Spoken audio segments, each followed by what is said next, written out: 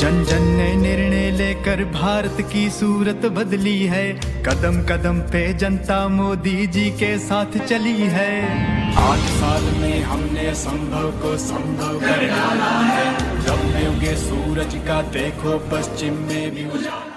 పెరుగుతున్న ఉష్ణోగ్రతలు, వాయు కాలుష్యం, హరించిపోతున్న నీటి మట్టాలు, కరిగిపోతున్న హిమఖండాలు, అంతరించిపోతున్న వృక్ష జంతుజాలం వల్ల మానవాళికి తీవ్రమైన ముప్పు పరిణమించింది. వాతావరణ మార్పు ద్వారా ఉత్పన్నమైన ప్రభావాలు యావత్తు ప్రపంచానికి తీవ్రమైన సమస్యగా నిలిచాయి. ఈ పరిస్థితుల్లో సుస్థిరాభివృద్ధిని సాధించడం పెద్ద సవాల్ అయినప్పటికీ పర్యావరణం, అభివృద్ధిని కలిపి భారతదేశం పాటిస్తున్న సమతుల్యత యావత్ ప్రపంచానికి ఒక ఉదాహరణగా నిలిచింది. అనాదిగా విలువలు, ఆచారాలు, సంప్రదాయాలు, ప్రకృతి మంత్రంతో సాగిస్తున్న సామరస్య జీవనం నుంచి స్ఫూర్తి పొంది భారతదేశం గట్టి చర్యలు తీసుకుని అంతర్జాతీయ వేదికలపైన తన దృఢమైన గళం వినిపించింది.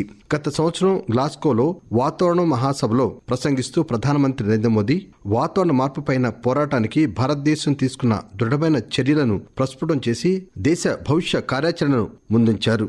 मैं भारत की ओर से इस चुनौती से निपटने के लिए पंचामृत की सौगात देना चाहता हूं। पहला, भारत 2030 तक अपनी नॉन फोसिल एनर्जी कैपेसिटी को 500 गीगावाट तक पहुंचाएगा।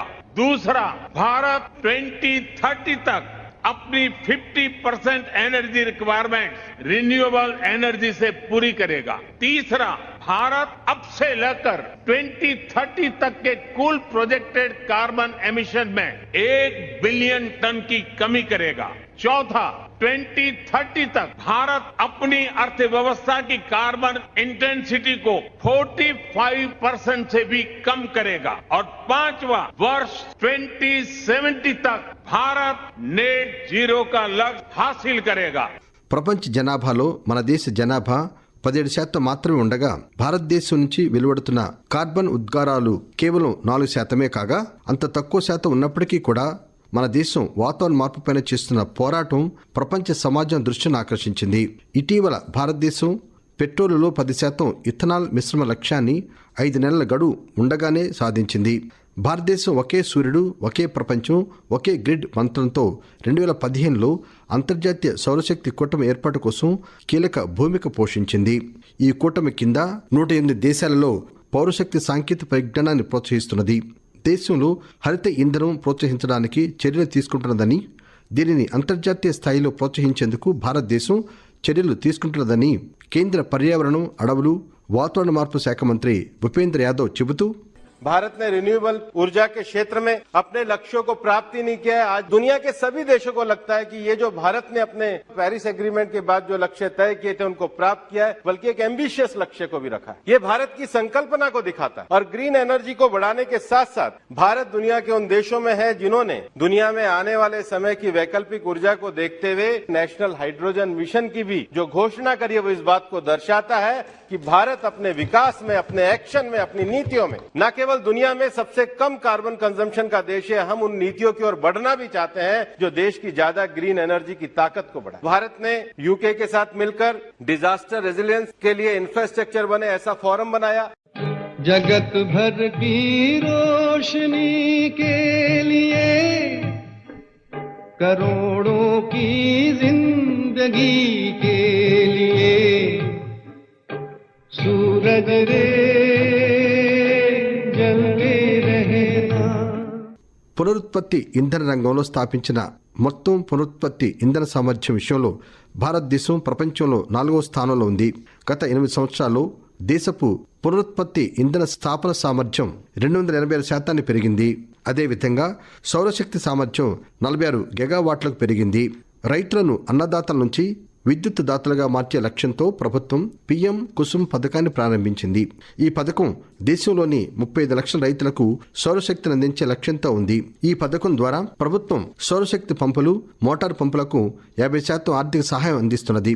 ఇది రైతుల ఆదాయాన్ని రెట్టింపు చేస్తుందని ఇంధనం వనరుల ఇన్స్టిట్యూట్ టెరీలో ప్రఖ్యాత నిష్ణాతుడు అజయ్ శంకర్ చెబుతూ, एक उद्देश्य सरकार का रहा है कि किसानों की आमदनी उसको दुगनी की जाए तो उस दिशा में ये एक बहुत महत्वपूर्ण कदम है और इसके और भी फायदे हैं। तो किसान अगर कुसुम के अंतर्गत एक सोलर पैनल और पंप लगाता है तो ये बिजली उसको मुफ्त में मिलती है, और जब ये बिजली उसके सिंचाई के लिए नहीं इस्तेमाल होगी तो ये बिजली फिर जो वितरण कंपनियां हैं वो खरीद लेंगी, तो किसान की आमदनी बढ़ेगी। और इसमें ये भी है कि किसान सोलर पंप के अलावा भी अगर अपनी बंजर जमीन या खाली जमीन या छत खलिहान पर सोलर पैनल लगाएं तो वो भी बिजली बिक सकती है और रोजगार भी मिलेगा। దేశంలోని వివిధ ప్రాంతాలకు చెందిన రైతులు ఈ పథకం ప్రయోజనాలు పొందుతున్నారు. ఛత్తీస్గఢ్కు చెందిన కొందరు రైతులు తమ అనుభవాలు పంచుకుంటూ मैं हरिराम छत्तीसगढ़ जांजगीर चांपा जिला कुसमुंदा गांव के रहने वाला हूँ। मोर घर में सरकार द्वारा सोलर पंप लगे है, ओकर तहत मैं सिंचाई के काम ला सब्जी पानी के उपयोग करता मैं से मोला सरकार द्वारा बहुत फायदा मिले है। मोर घर में बिजली नहीं लगे है, ओकर से तक मैं सिंचाई के काम ला सोलर पंप द्वारा मैं हर कर लेता हूँ। मैं पुरुषोत्तम शर्मा चांपा के रहवैया हूँ। क्रीड़ा विभाग से मोला पता चलिस कि सोलर पंप के माध्यम से जे स्थान पर बिजली नहीं है वहाँ हम बिना बिजली के सिंचाई खेती कर सकत हन। मोला तो शुरू में बहुत कठिन लगिस, लेकिन केंद्र सरकार के योजना में सोलर पंप जोन पूरा पंप के सेटअप है तेकर कीमत हर 5 लाख के आसपास होत रहिस। जब वहाँ के विभाग के अधिकारी मन जोड़ घटाव करके बताइन तो वो पूरा पंप के सेटअप फिट करके मोला मात्र 28,000 रुपया परिस। एक हफ्ता के भीतर में मोर खेत में पंप लग गए और पानी निकल गए। 7 एकड़ के वो खेती है, उमा पानी के माध्यम से 24 घंटा पानी निकलत रहते और बहुत अच्छा उमा हमन अभी खेती करत हन। साग सब्जी भी लगते, गेहूं भी चना भी। హరిత హైడ్రోజన్ ఇంధనాన్ని ప్రోత్సహించేందుకు ప్రభుత్వం జాతీయ హైడ్రోజన్ మిషన్ను ప్రారంభించింది. ఈ పథకం కింద 2030 కల్లా 5 మిలియన్ టన్నుల హరిత హైడ్రోజన్ ఇంధనం ఉత్పత్తి చేయడం లక్ష్యంగా ఉంది. ఎలక్ట్రిక్ వాహనాలను ప్రోత్సహించడం వల్ల దేశంలో ఈ సంవత్సరం మార్చి నాటికి 11 లక్షల ఎలక్ట్రిక్ వాహనాలు నమోదయ్యాయి. బ్యాటరీ స్నాపింగ్ విధానం కింద 4,500 ఛార్జింగ్ స్టేషన్లు ఆమోదం పొందాయి. అలాగే 2015లో ఉజాలా పథకం ప్రారంభమైంది. ఇది ప్రజలకు చవకైన ఎల్ఈడి బల్బులు అందించడమే కాకుండా విద్యుత్ శక్తి పొదుపుకు కూడా దోహదపడింది. ఈ కార్యక్రమం వల్ల దేశంలో ఏడాదికి 3.86 కోట్ల టన్నుల బొగ్గు పులుసు ఉద్గారాలు తగ్గాయి. ఇప్పుడు భారతదేశం ప్రపంచంలోనే అతిపెద్ద ఎల్ఈడి మార్కెట్గా అవతరించింది. ఈ పథకం గురించి లబ్ధిదారులు చెబుతూ मेरा नाम कंचन है। मैं कैंप 1 भिलाई जिला दुर्ग में रहती हूँ। उजाला योजना के तहत मुझे किफायती दर पर एलईडी बल्ब मिले और जब मैंने इन बल्बों को अपने पुराने बल्बों से रिप्लेस किया तो मैंने पाया कि मेरा बिजली बिल पहले के मुकाबले काफी कम आने लगा है, जिससे मेरा मासिक बजट पर भी काफी अच्छा असर हुआ है और मेरी सेविंग्स भी बढ़ने लग गई है। केंद्र की यह योजना मेरे लिए तो बहुत लाभकारी सिद्ध हुई। मेरा नाम चंद्रपाल जायसवाल है। मैं सुपेला भिलाई जिला दुर्ग छत्तीसगढ़ राज्य का निवासी हूँ।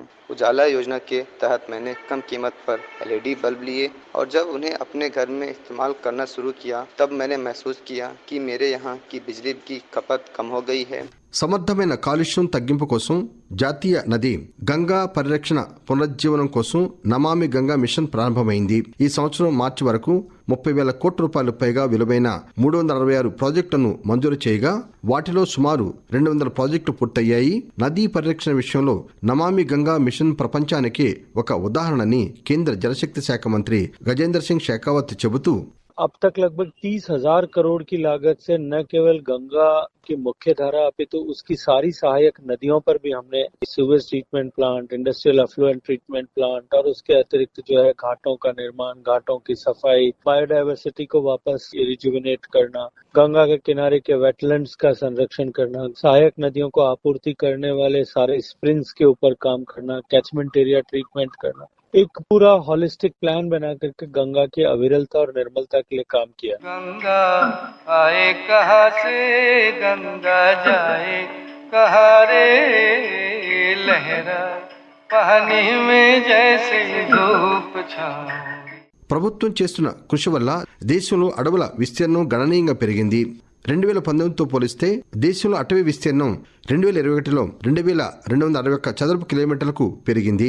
జార్ఖండ్ మహిళా టార్జన్గా ప్రసిద్ధి పొందిన పద్మశ్రీ అవార్డు గ్రహీత జమునా టుడ్డు ప్రభుత్వ ప్రయత్నాలను అభినందిస్తూ मैं जंगल बचाने के लिए ही काम करती हूँ। पहले जो भी जंगल था, लेकिन आज का दिन में जंगल अच्छा हुआ है। सरकार का साथ साथ में हर गांव में लोगों को जागृत करने का मैं भी काम कर रही हूँ। सरकार ने जो भी काम किया है, जो भी जंगल के लिए काम कर रहा है, वो बहुत अच्छा बात है, अच्छा काम कर रहे हैं। पहले की तरह आज जंगल बहुत घना है। जंगल अगर रहेगा तो जंगल में जानवर भी रहेंगे, अगर जंगल ही नहीं रहेगा तो जानवर कहाँ रहेंगे। इसलिए जंगल है तो बढ़ रहे हैं। हाँ, पिछले साल की तुलना में आज का दिन में जंगल बहुत घना हुआ है।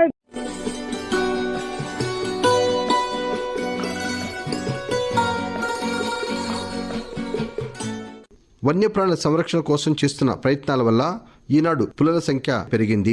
దేశంలో పులుల సంఖ్య 2010లో 1706 ఉండగా 2018లో 2967కు పెరిగింది.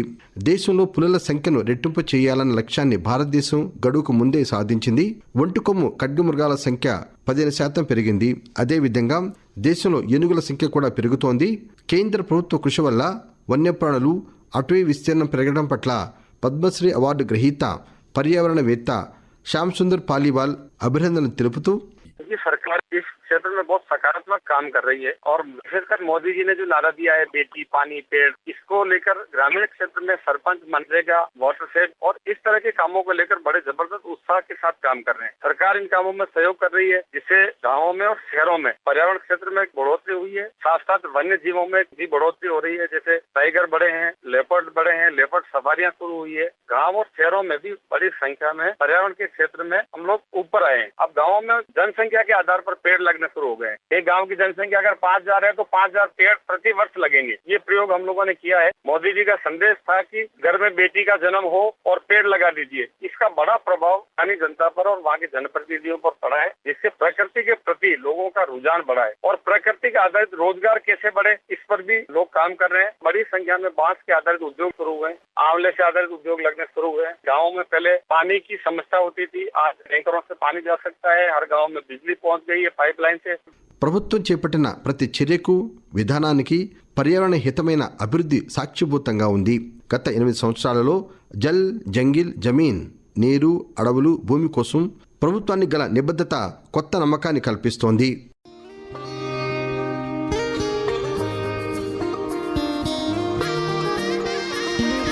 जन जन ने निर्णय लेकर भारत की सूरत बदली है।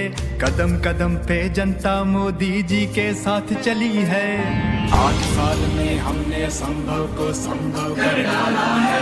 जब में उगे सूरज का देखो पश्चिम में भी उजाला है। रात गई अब दिन आएगा भी तो ये बस भोर है।